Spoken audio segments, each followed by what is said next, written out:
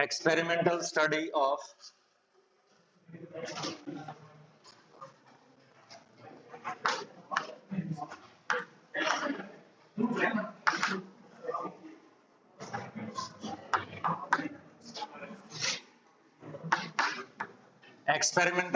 of photoelectric effect.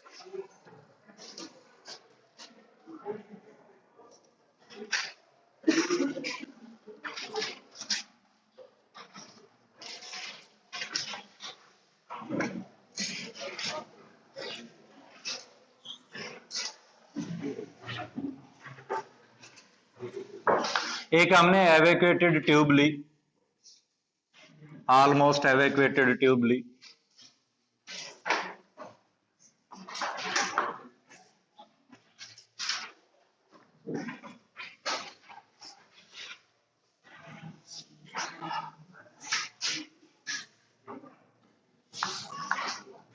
ये हमारे पास photo sensitive cathode था।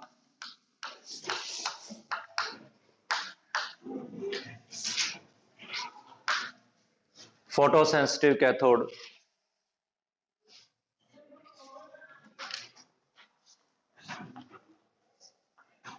light is made to fall from a window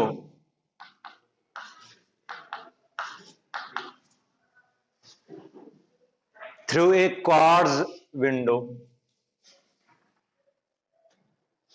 glass नहीं है, ग्लास की प्रॉपर्टी है कि वो इंफ्रारेड रेडिएशंस के लिए और क्या कहते हैं अल्ट्रावायलेट रेडिएशंस के लिए ट्रांसमीटर नहीं है। ग्लास में और एटमॉस्फेयर में कोई बहुत ज्यादा फर्क नहीं है। आपका एटमॉस्फेयर इंफ्रारेड रेडिएशंस को रिफ्लेक्ट कर देता है और अल्ट्रावायलेट रेडिएशंस को एब्जॉर्ब कर लेता है। केवल visible raise can pass through the atmosphere. यहां पर हमारे पास एनोड है, एनोड नाम दे रहे हैं इसका, बाकी केमिस्ट्री वाली एनोड और कैथोड से इसका कोई लेना देना नहीं है। कोई केमिकल रिएक्शन हो नहीं रही जहां पर ऑक्सीडेशन रिडक्शन हो रहा हो, ऐसा कुछ नहीं है।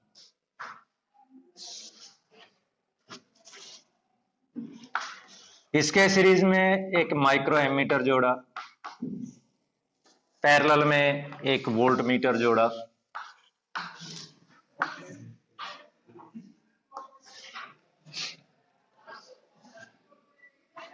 और रिवर्सिंग की के साथ पोटेंशियल डिफरेंस अप्लाई किया।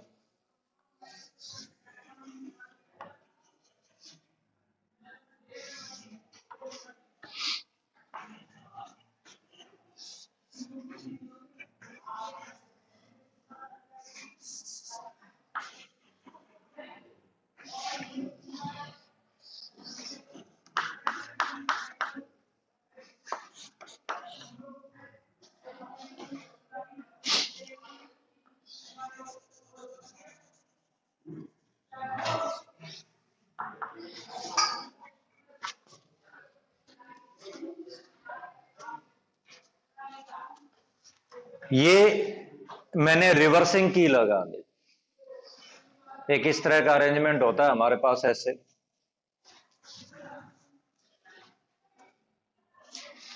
वन टू थ्री फोर, यहां पर टर्मिनल लगे हैं। ये आपका यूं मान सकते हो नेगेटिव टर्मिनल है, और ये क्या मान सकते हो आप, पॉजिटिव टर्मिनल। अगर मैं इसको यूं घुमा दूं तो 3 नंबर 1 नंबर से कनेक्ट हो जाएगा और 4 नंबर 2 नंबर से कनेक्ट हो जाएगा। 3 नंबर 1 नंबर से कनेक्ट हो जाएगा तो 3 नंबर ये कैसा पोटेंशियल आ जाएगा, मेरा नेगेटिव आ जाएगा। अगर उल्टा घुमा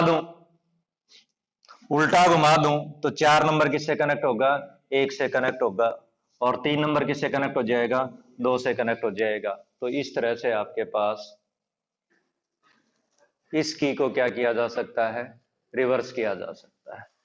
ऐसे घुमा दोगे तो 3 नंबर 1 नंबर से कनेक्ट हो जाएगा, जो 3 नंबर के ऊपर पोटेंशियल है वो 1 नंबर पे आ जाएगा, और जो 4 पर है वो किस पे चला जाएगा, 2 पे चला जाएगा। उल्टा घुमा दोगे तो 3 वाला 2 पे चला जाएगा और 4 वाला 1 पे चला जाएगा। यानी आप अपनी मर्जी से एनोड को विद रेस्पेक्ट टू कैथोड जो है आप नेगेटिव या पॉजिटिव बना सकते हो, राइट। तो ये एक्सपेरिमेंटल अरेंजमेंट हुई हमारी, और इस एक्सपेरिमेंटल अरेंजमेंट करने के बाद में सर्टेन ग्राफ्स वर प्लॉटेड। और क्या ग्राफ प्लॉट किए गए, पहला ग्राफ ही प्लॉट करके बताता हूं मैं क्या है कि variation of photo current versus anode potential.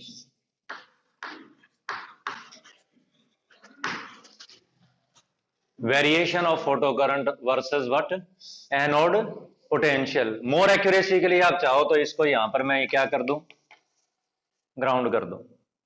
ये हमेशा कितने पोटेंशियल पर रहेगा आपका, 0 पोटेंशियल पर रहेगा, ठीक है। यानी जो आपके पास एनोड के ऊपर पोटेंशियल होगा वही पोटेंशियल डिफरेंस होगा। अब एनोड के ऊपर पोटेंशियल जो है आपका कैथोड के रेस्पेक्ट में नेगेटिव भी हो सकता है, और एनोड के ऊपर आपका पोटेंशियल जो है कैथोड के रेस्पेक्ट में पॉजिटिव भी हो सकता है, दोनों है आपके। तो variation of photo current versus anode potential ये हमने प्लॉट किया, और क्या आया आपके पास, photo current versus anode potential, ये 0 और ये आपके पास V। और इधर मैं प्लॉट कर रहा हूं, क्या प्लॉट कर रहा हूं, फोटो करंट इस तरह से। और क्या ग्राफ प्लॉट होकर के आया हमारे पास, ग्राफ प्लॉट होकर के आया ये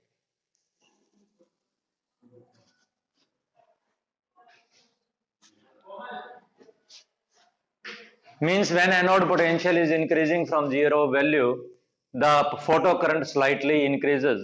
फोटो करंट क्या करता है, स्लाइटली क्या करता है, इंक्रीज करता है, and then become maximum saturation value is acquired. क्या आ गई हमारी, सैचुरेशन वैल्यू एक्वायर आ गई। इसका मतलब सीधा सीधा ये क्लियर कट आता है कि भाई आपके पास number of photo electrons ejected per second by the cathode is not dependent on potential। क्योंकि अगर पोटेंशियल के ऊपर डिपेंड करते, मुझे नहीं लगता कि यहां से आगे जाकर के करंट आपका पोटेंशियल के ऊपर डिपेंडेंट है। यहां से आगे जाकर के करंट आपका क्या है, कांस्टेंट है। अगर पोटेंशियल कारण होता करंट का तो डेफिनेटली आपका करंट और बढ़ता। तो पोटेंशियल ने जस्ट इसको क्या किया, गाइड किया, और ये आपके पास क्या आ गया कि दिस सैचुरेशन करंट आपका gives the number of photo electrons ejected per second by the photo sensitive surface. when anode is made negative with respect to, when anode is made negative with respect to what, cathode, it retards the incoming electrons reaching the anode। Anode के ऊपर जो electron reach कर रहे हैं उनको क्या कर रहा है, ये रिटार्ड कर रहा है। And at a particular negative potential at anode no electron is able to reach at anode. कोई इलेक्ट्रॉन आपका कहां नहीं पहुंच रहा, एनोड के ऊपर नहीं पहुंच रहा, क्योंकि वहां पर आपका करंट किसके बराबर हो गया, रिड्यूस हो गया 0 के बराबर। करंट रिड्यूस 0 के बराबर होने का मतलब ही क्या है कि आपका सर्किट पूरा नहीं हुआ। सर्किट पूरा नहीं होने का क्या मतलब है कि इलेक्ट्रॉन आपका कैथोड से निकल तो गया बट एनोड पे नहीं पहुंचा। कहां पर नहीं पहुंचा, एनोड पर नहीं पहुंचा। यानी that potential is able to do that work which can stop the fastest electron। that potential is able to do that work which can stop the fastest electron, ठीक है। और that is said to be stopping potential और cut off potential। इसको क्या कहा गया, इसको आप क्या कहा गया, कट ऑफ पोटेंशियल, या फिर नाम दिया गया, क्या नाम दिया गया, स्टॉपिंग पोटेंशियल। इसको कट ऑफ पोटेंशियल या स्टॉपिंग पोटेंशियल का नाम दिया गया।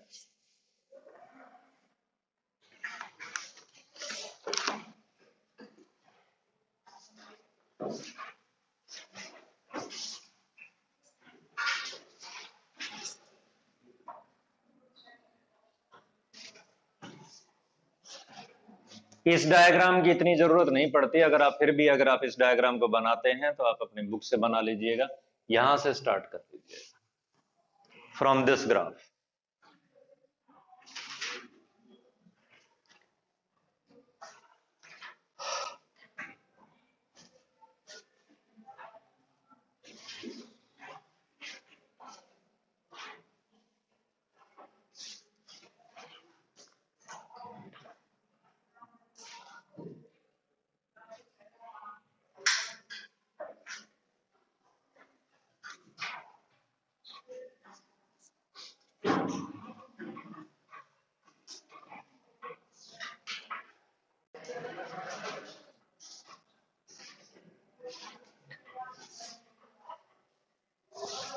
अगर इस ग्राफ की मैं अब ऑब्जर्वेशंस की बात करके चलूं, तो ऑब्जर्वेशंस मैं आपके साथ एक्सप्लेन कर चुका हूं। पहली ऑब्जर्वेशन है saturation current does not depend on anode potential. ठीक है, आपका जो आपका सैचुरेशन करंट है यानी मैक्सिमम करंट है वो आपका एनोड पोटेंशियल के ऊपर डिपेंड नहीं कर रहा है, एक पर्टिकुलर एनोड पोटेंशियल के ऊपर आपका करंट आ जाता है। ठीक है, सेकेंड ऑब्जर्वेशन है even when anode potential is zero current flows through the circuit. Even when anode potential is zero there is photo current. यानी सीधी सीधी बात है, anode potential is not the cause of photo current. Anode potential आपका photo current का cause नहीं है। Third, at a particular negative potential of anode, photocurrent reduces to zero. At a certain negative potential of anode, photocurrent reduces to zero. Means that potential is able to do that work. That potential is able to do that work which is able to stop fastest electron.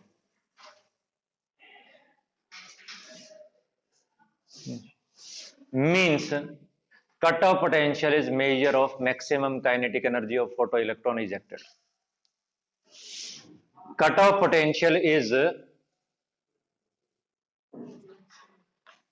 measure of maximum kinetic energy of a photoelectron ejected.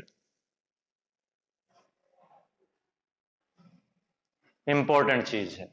यानी हमारे पास क्या आया, हमारे पास half M we maximum square is equal to E V not.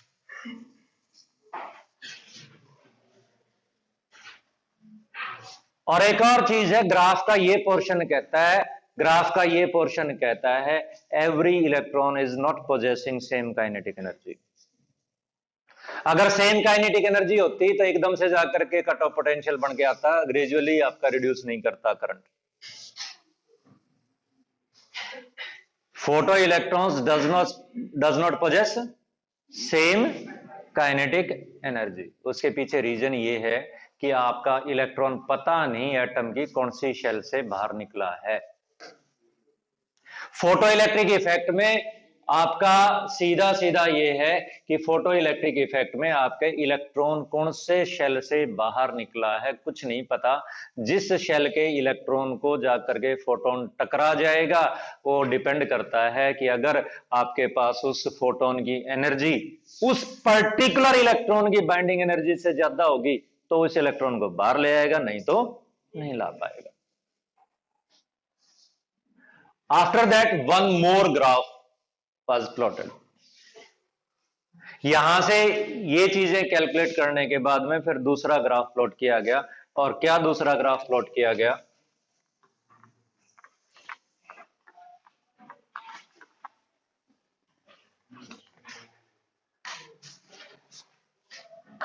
A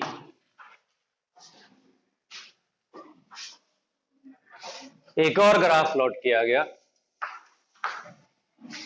photo current versus anode potential, photo current versus anode potential eight different intensities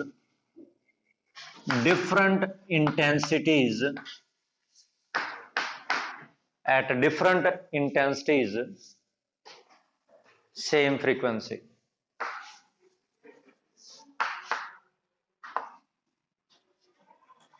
Different intensities and same frequency.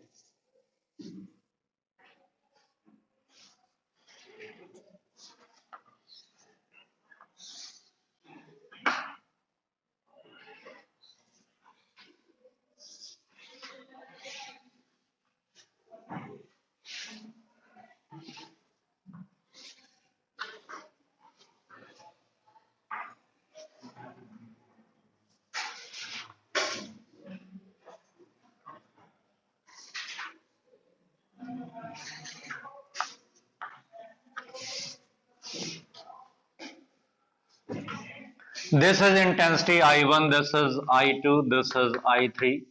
I3 is greater than I2, greater than I1. यहां पर आपके पास photo current है, I is representing here intensity, और ये आपके पास anode potential है V.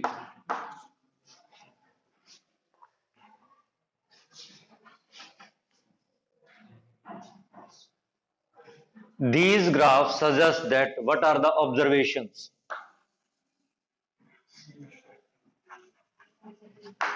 Observations. Number 1.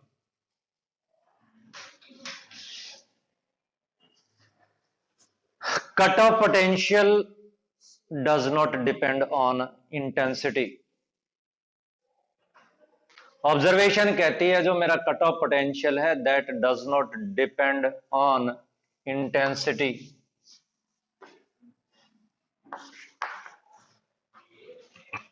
दूसरी ऑब्जर्वेशन कहती है saturation current increases with increase in intensity. दूसरी ऑब्जर्वेशन कहती है saturation current increases with increase in intensity.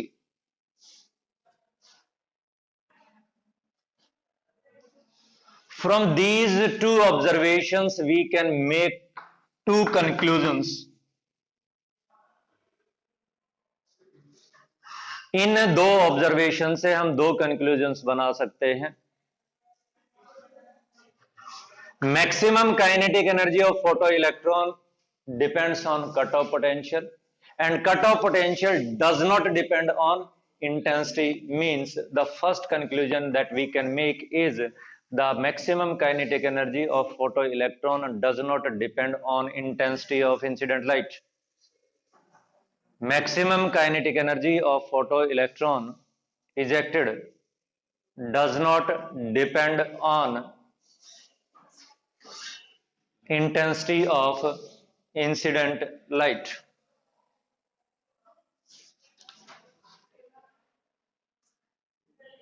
दूसरा कंक्लूजन हम निकाल सकते हैं, आपके पास करंट जो है, current is the function of number of electrons ejected per second. तो क्योंकि सैचुरेशन करंट आपका इंटेंसिटी के ऊपर डिपेंड करता है, इसलिए आपका दूसरा कंक्लूजन निकला number of photo electrons ejected per second increases with increase in intensity. Number of photo electrons ejected per second increases with increase in intensity. How that increases? For that we plot a graph between photo current and intensity. For that we plot a graph between photocurrent versus intensity.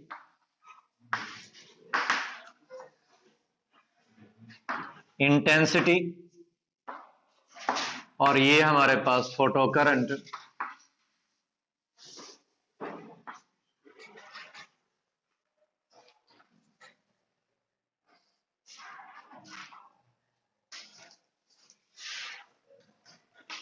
ये आपके पास intensity हो गई और आपके पास photo current हो गया। There is a straight line between this and observation from this is photo current is directly proportional to intensity. Photo current जो हो गया आपका, वो आपका डायरेक्टली प्रोपोर्शनल है। किसके डायरेक्टली प्रोपोर्शनल है? इंटेंसिटी के डायरेक्टली प्रोपोर्शनल है। ये तो ऑब्जर्वेशन हो गई और यहीं से कंक्लूजन निकाल दिया, क्योंकि फोटो करंट आपका number of photo electrons ejected per second के ऊपर डिपेंड करता है। तो number of photo electrons ejected per second n/t is directly proportional to intensity. n/t जो है आपका, that is directly proportional to what? Intensity. Other graph is plotted between anode potential and photo current, और वो क्या plot किया गया?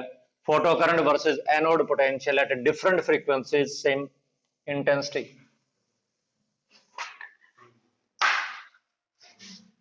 Anode potential at different frequencies and same intensity.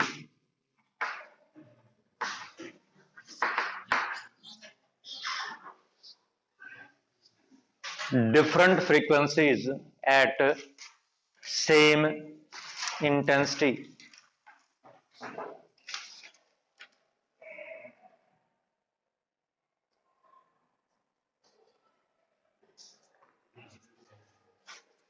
When a graph is plotted between these two variables with the third variable, ये आपके पास photo current, ये आपके पास anode potential.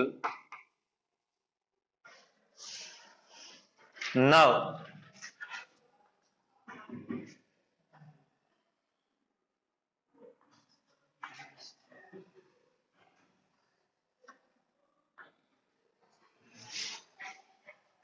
nu3, nu2, nu1, v01, v02 और v03।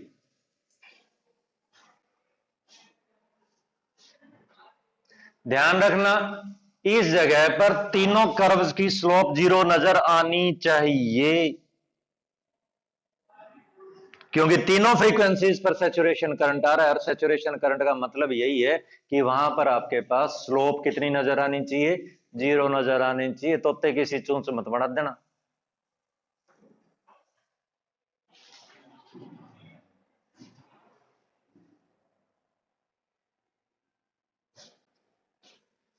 समझ रहे हो ना मैं क्या कह रहा हूं? तोते किसी चोंच मत बना देना।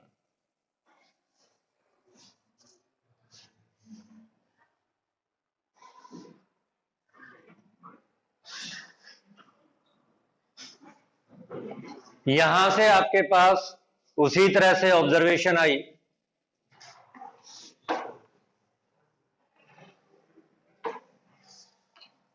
यहां से आपके पास उसी तरह से observation I. Observation number 1, saturation current does not depend on frequency। Observation है, saturation current does not depend on frequency। saturation current आपका किसके ऊपर डिपेंड नहीं करता है? फ्रीक्वेंसी के ऊपर डिपेंड नहीं करता है।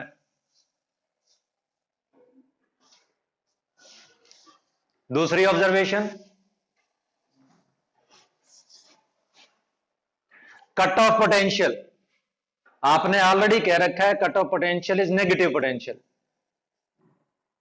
ठीक है। Cut off potential increases with increase in frequency. Cut off potential increases with increase in frequency. मतलब अगर मैं यहां पर रिप्रेजेंट करके चलूं तो nu3 greater than nu2 greater than nu1 है।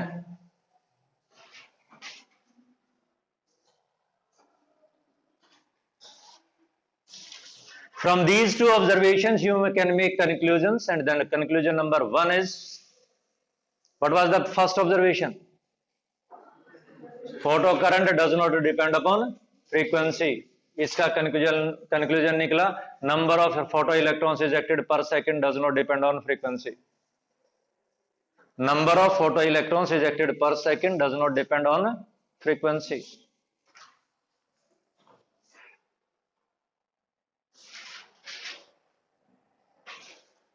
दूसरा कंक्लूजन, यहां से हमारे पास उसी तरह से यह पता लग रहा है कि कट ऑफ पोटेंशियल इंक्रीज कर रहा है, किसके साथ? फ्रीक्वेंसी के साथ। कैसे इंक्रीज कर रहा है हमें ये नहीं पता, इतना पता है इंक्रीज कर रहा है। वो इंक्रीज आपका क्या कहते हैं, पैराबोलिक भी हो सकता है, वो इंक्रीज आपका एक्सपोनेंशियल भी हो सकता है, वो इंक्रीज आपका लीनियर भी हो सकता है। हमें फिलहाल ये नहीं पता इस ग्राफ से। इस ग्राफ से तो इतना पता है कि आपके पास कट ऑफ पोटेंशियल क्या कर रहा है? इंक्रीज कर रहा है, means maximum kinetic energy of photo electron ejected increases with increase in frequency. Maximum kinetic energy of photoelectron increases with increase in frequency.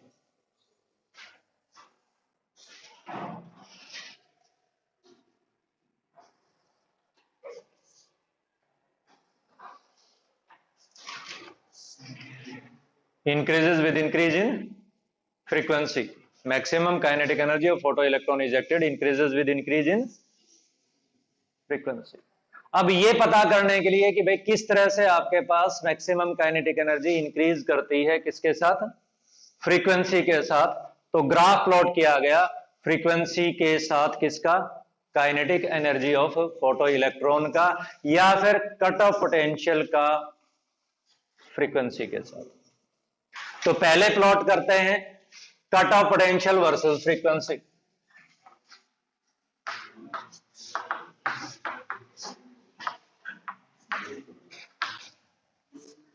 Cut off potential versus frequency.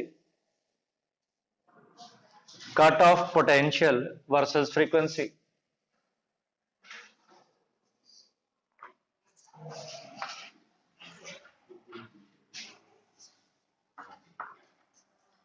Nu, and here is V naught.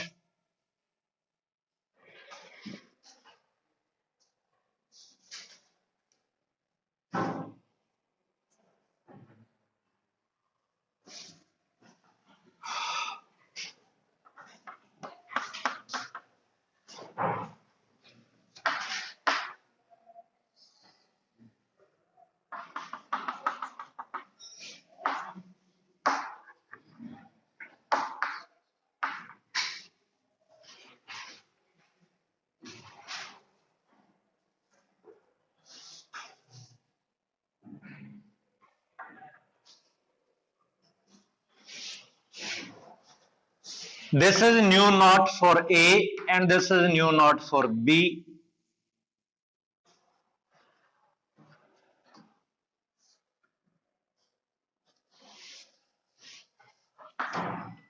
This is work function for A and this is work function for B.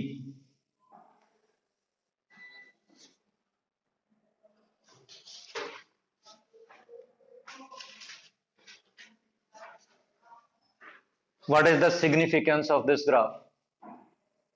अगर मैं conclusion निकाल करके चलूं, observation निकाल करके चलूं, observation ही conclusion है, मैं यहां से ये नहीं कह सकता कि cut off potential directly proportional है फ्रीक्वेंसी के। I can't say.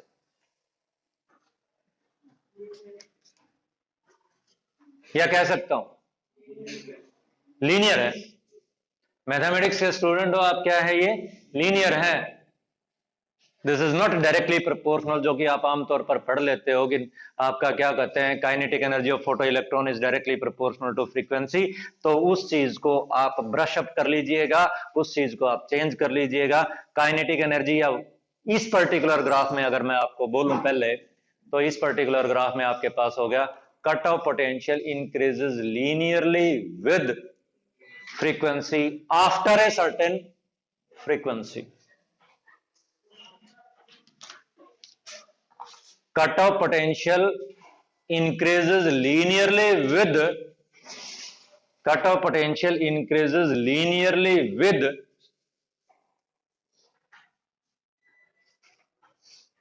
frequency when frequency is greater than certain minimum frequency called threshold frequency. When frequency is greater than certain minimum frequency called threshold frequency. यानी अगर frequency उससे पहले है तो आपको cut off potential तो apply करने की जरूरत ही नहीं है। और कट ऑफ पोटेंशियल अप्लाई करने की कोई जरूरत क्यों नहीं है? क्योंकि आपके पास कोई इलेक्ट्रॉन ही नहीं है रोकने के लिए। अगर इलेक्ट्रॉन है तो उसकी काइनेटिक एनर्जी है, उसको रोकने के लिए पोटेंशियल की जरूरत पड़ेगी। उससे पहले आपके पास कोई इलेक्ट्रॉन ही नहीं है, यहां से आपके पास एग्जिस्टेंस आई कट ऑफ उसकी थ्रेशोल्ड फ्रीक्वेंसी की। यहां से आपने कहा कि there must be a minimum frequency of incident radiations for which the photoelectric emission will be possible. What are the significance of this graph? इस ग्राफ के significance क्या है? इस ग्राफ का सिग्निफिकेंस फर्स्ट है intercept on x intercept on frequency axis gives threshold frequency. Intercept on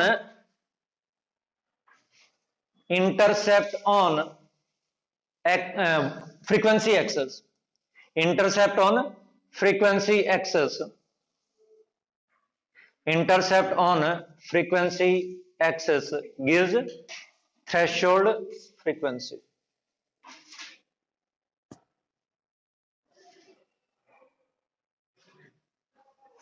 और दूसरा intercept on Y axis gives work function.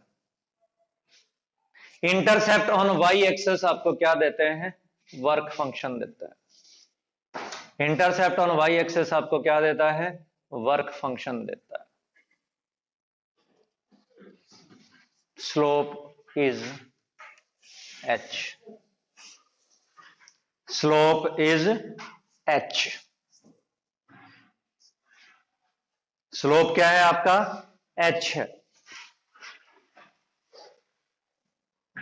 आपका वर्क फंक्शन अगर बात h है या h बाई ई बनेगा? h by E. Slope is h by E. Slope is what?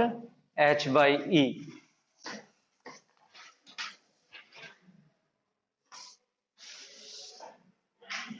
Later on prove कर देंगे स्लोप आपका h बाई ई होगा। वैसे भी अगर मैं आपको बात करके चलूं, अगर मैं स्लोप की बात करके चलूं तो ये स्लोप मेरे पास, ये आपके पास थीटा हो गया, ये मेरे पास क्या हो गया? थीटा हो गया। तो मेरे पास स्लोप जो बनती है वो मेरे को लगता है कि W नॉट ए डिवाइडेड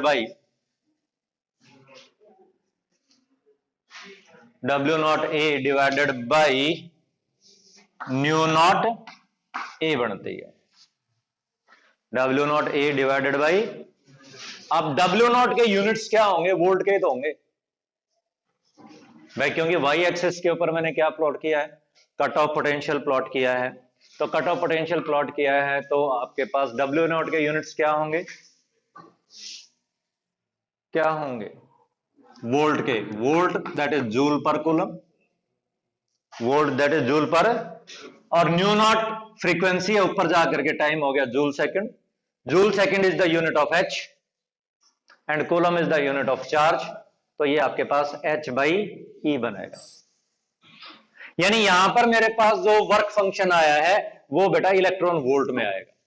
मान लो मेरे पास वर्क फंक्शन यहां पर, ये इंटरसेप्ट मेरा 2 वोल्ट आ गया। ऊपर नेगेटिव है बेटा, नीचे पॉजिटिव है। उल्टा है क्योंकि आपका कट ऑफ पोटेंशियल होता ही क्या है? नेगेटिव होता है। तो ऊपर तो नेगेटिव प्लॉट कर रखा है, नीचे क्या प्लॉट हो रखा है? पॉजिटिव प्लॉट हो रखा है। तो यहां पर मान लो ये इंटरसेप्ट मेरा 2 वोल्ट आ गया, तो इसका मतलब वर्क फंक्शन इस मेटल का 2 इलेक्ट्रॉन वोल्ट है। वर्क फंक्शन क्या है फिर उसका? 2 इलेक्ट्रॉन वोल्ट है। यानी ये जो मेरे पास वर्क फंक्शन आपने लिखा है, ये आपके पास वर्क फंक्शन आपका इलेक्ट्रॉन वोल्ट में है।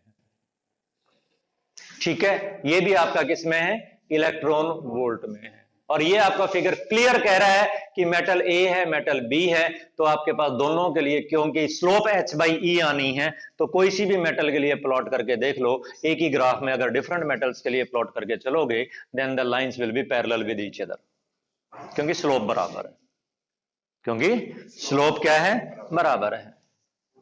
हाँ, यहां पर हमें यह चेक करना है कि कौन सी मेटल आपकी राइट साइड में आएगी, कौन सी मेटल आपकी लेफ्ट साइड में आएगी। तो राइट साइड आपका जैसे जैसे वर्क फंक्शन बढ़ता चला जाएगा, वैसे वैसे आपकी लाइन जो है वो किधर जाती चली जाएगी, राइट साइड में जाती चली जाएगी। ठीक है, what is the next graph? Next graph cut off potential आपका डायरेक्टली मेजर है मैक्सिमम काइनेटिक एनर्जी का। तो let we plot a graph of maximum kinetic energy versus frequency.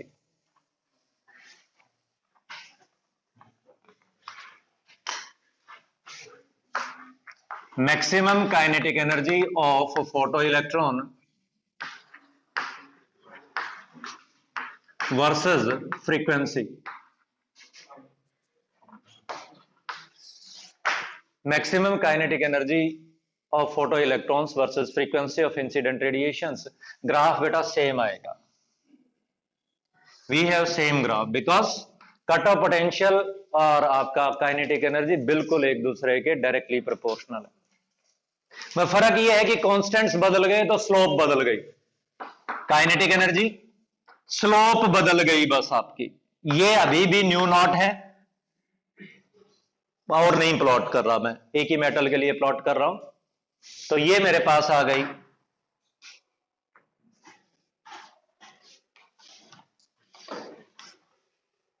ये मेरे पास दोबारा से इट इज वर्क फंक्शन, दोबारा से ये क्या है आपका वर्क फंक्शन है। That is the measure of what, work function. और इसके यूनिट क्या होंगे, इसके यूनिट वही होंगे जो काइनेटिक एनर्जी के यूनिट है, जो भी काइनेटिक एनर्जी के यूनिट है, जिसमें भी आपने काइनेटिक एनर्जी के यूनिट लिए वही लिए। और यहां पर आपके पास स्लोप h है, slope will be h here, क्योंकि यहां पर आपके पास सीधा सीधा मोटी सी बात है, काइनेटिक एनर्जी को फ्रीक्वेंसी से डिवाइड किया है। काइनेटिक एनर्जी को किससे डिवाइड किया है, फ्रीक्वेंसी। वहां पर क्या था, वहां पर स्लोप था delta v upon delta nu, यहां पर स्लोप क्या है आपका, delta kinetic energy upon delta nu. Cut off potential के साथ स्लोप क्या था, delta v upon delta nu. तो डेल्टा v की जो यूनिट थी मेरी वो वोल्ट थी, वोल्ट यानी जूल पर कूलम थी, और यहां पर सीधी सीधी जूल हो गई, और जूल को पर सेकंड से डिवाइड किया, जूल सेकंड हो गया, दैट इज फॉर h। तो इसकी स्लोप आपके पास किसके बराबर हो गई, h के बराबर।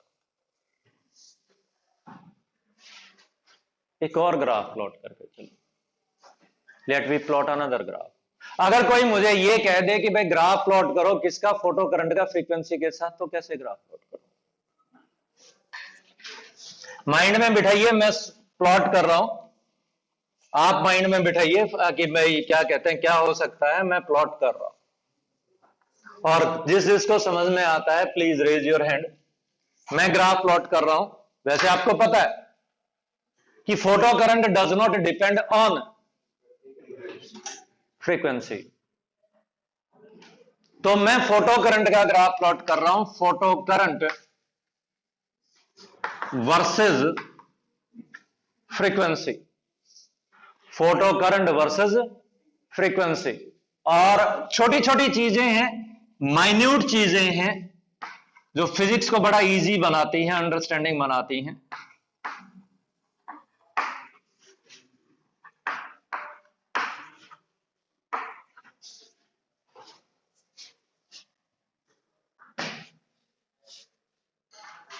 फिजिक्स जैसा खूबसूरत सब्जेक्ट कोई है नहीं, पर उसकी खूबसूरती आपको दिखाई नहीं देती।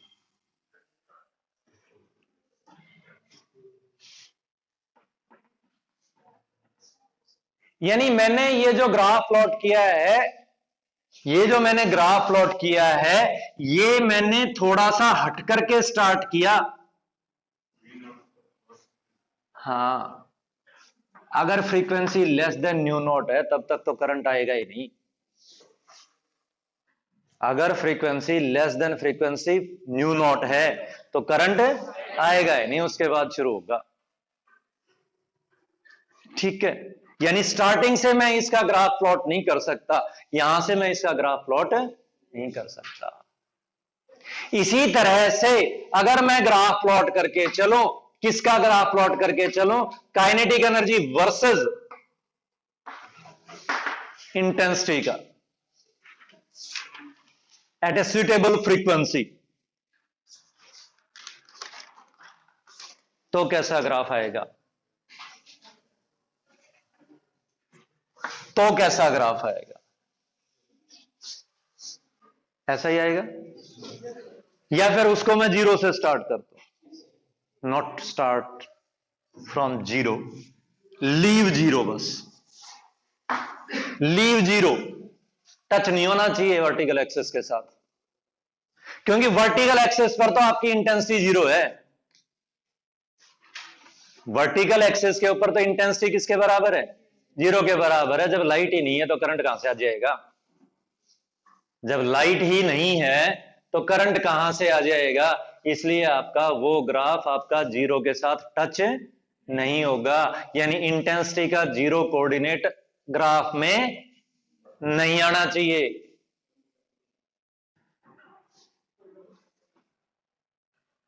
अगर ग्राफ प्लॉट किया जाए टाइम ऑफ एक्सपोजर के साथ करंट का,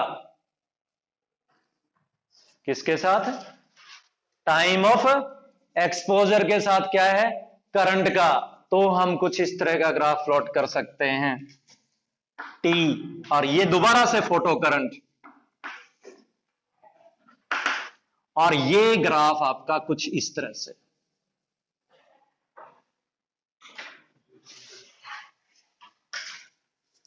टाइम ऑफ एक्सपोजर का किसके साथ? करंट के साथ। ये ग्राफ कुछ आपका इस तरह से, और ये जो मेरे पास टाइम है that is of the order of 10 raised to the power minus 9 second, and this graph suggests that the photoelectric effect is instantaneous process।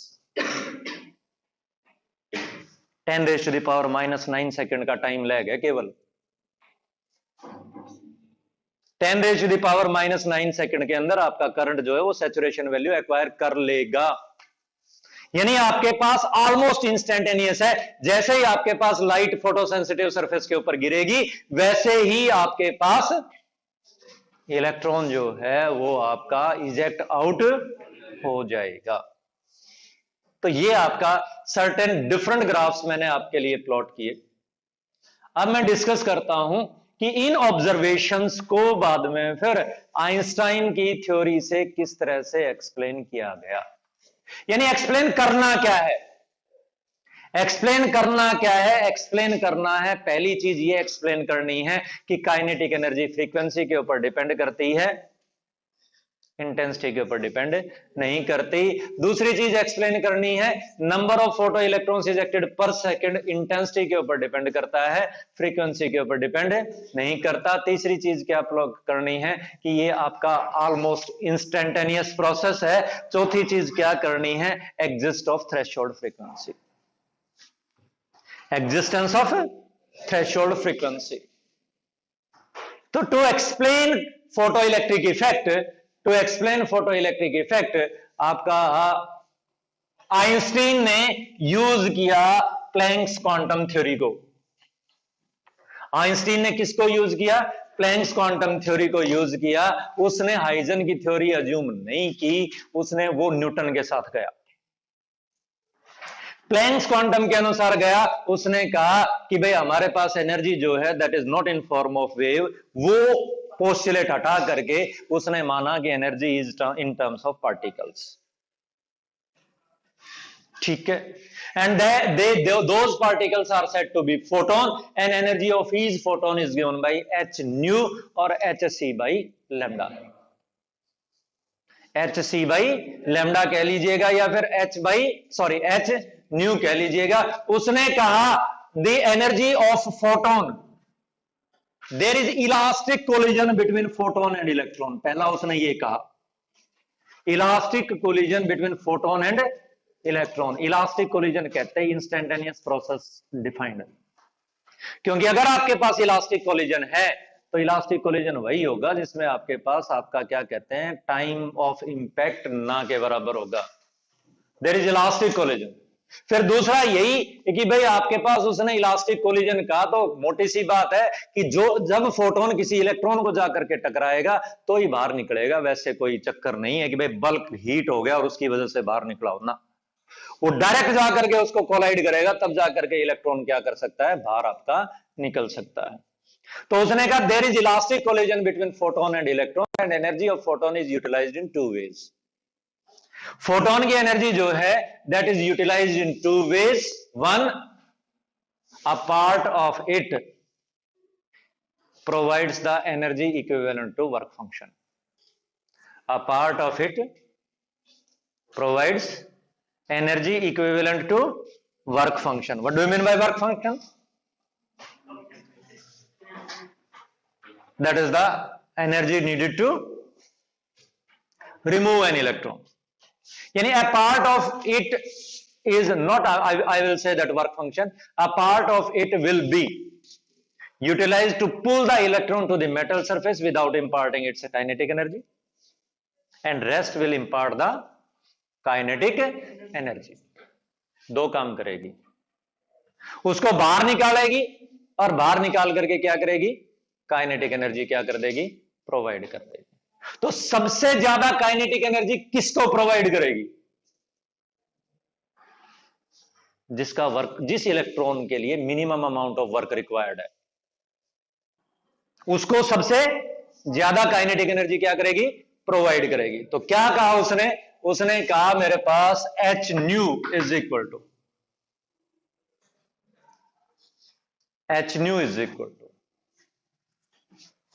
What,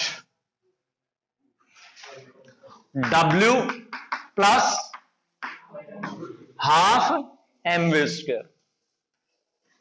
H nu is equal to W plus half, इसी चीज को मैं change कर रहा हूं, half M we maximum square is equal to half M we maximum square is equal to H nu minus W naught. अब मैंने W define कर दिया, क्या डिफाइन कर दिया, डब्ल्यू डिफाइन कर दिया। Now W naught is the minimum value of work done which is required to pull the electron. तो ये मेरे पास आइंस्टीन्स फोटो इलेक्ट्रिक इक्वेशन है, half M we maximum square is equal to H nu minus W naught. इसको different ways से लिखा जा सकता है, इसको ऐसे भी लिखा जा सकता है H nu minus h nu not. यहां से डिफाइन हो गया आपका थ्रेशोल्ड फ्रीक्वेंसी, यहां से आपका क्या डिफाइन हो गया, थ्रेशोल्ड फ्रीक्वेंसी डिफाइन हो गया। यानी मोटी सी बात है, if new is lesser than new not kinetic energy is negative which is never possible. अगर न्यू लेस देन किसके है, न्यू नॉट के है, अगर न्यू आपका लेस देन न्यू नॉट है तो आपका काइनेटिक एनर्जी क्या हो गई, नेगेटिव हो गई, विच इज नेवर पॉसिबल। तो it's mandatory for photo electric effect the frequency of incident radiations must be greater than a certain particular frequency and that is named as। और ये equation आपको सीधी कह रही है कि लीनियर इक्वेशन है frequency के साथ काइनेटिक एनर्जी की, कोई एक्सप्लेन करने की जरूरत ही नहीं है मैथमेटिक्स के स्टूडेंट को। काइनेटिक एनर्जी की इक्वेशन किसके साथ है, फ्रीक्वेंसी के साथ है। कैसी इक्वेशन है ये, लीनियर है। और उसने पहले ही कह दिया कि भाई काइनेटिक जो आपके पास फोटो इलेक्ट्रिक इफेक्ट है that is due to the collisions. तो जितने ज्यादा कोलिजन होंगे उतने ज्यादा प्रोबेबिलिटी होगी, और ज्यादा जो कोलिजन कब होंगे, जब जितनी ज्यादा इंटेंसिटी होगी। और आपका पार्टिकल नेचर ऑफ लाइट में इंटेंसिटी किससे लिखते हैं, पार्टिकल नेचर ऑफ लाइट में इंटेंसिटी लिखते हैं number of photons per unit area per unit time. ये पार्टिकल नेचर में है। वेव नेचर में क्या है, आपका फंक्शन ऑफ एम्पलीट्यूड होता है इंटेंसिटी। वो किसके फंक्शन होता है, एम्पलीट्यूड के फंक्शन होता है। और यहां पर हमारे पास पार्टिकल नेचर में किसके फंक्शन होता है, फ्रीक्वेंसी का फंक्शन होता है। किसका फंक्शन होता है, फ्रीक्वेंसी का फंक्शन होता है। और वो number of photons per unit area per unit time से आपका क्या डिफाइन होता है, इंटेंसिटी डिफाइन होता है। ठीक है बेटा। और हमने half M we maximum square को ई वी नॉट लिखा, तो E V naught is equal to H nu minus h nu naught. This is another popular equation. E V naught is equal to H nu minus h nu naught. ये इक्वेशन कहती है slope H देता है, और ये वाली equation कहती है स्लोप जो है एच बाई ई देती है. ठीक है, वो गलती से एक बार पेपर में क्वेश्चन में आ गया, बोर्ड के पेपर में आ गया कि भाई मेरे पास वेलोसिटी वर्सेस फ्रीक्वेंसी की स्लोप क्या देगी.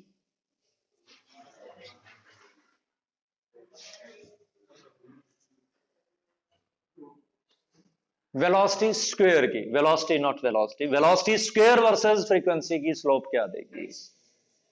I think that will be at 2h by m, है ना. वो क्या होगी मेरी 2h by m. यानी ये चीज हमें ध्यान रखनी है. सारी चीजें रटी रटाई चीजें नहीं होती, रटी रटाई चीजों से न्यूमेरिकल नहीं होते, अप्लाई करने से न्यूमेरिकल होते हैं. कल के टेस्ट का रिजल्ट मैंने देखा, आपके मैक्सिमम आपकी क्लास के 41 मार्क्स हैं. चलो, तो ये आपके पास हो गया.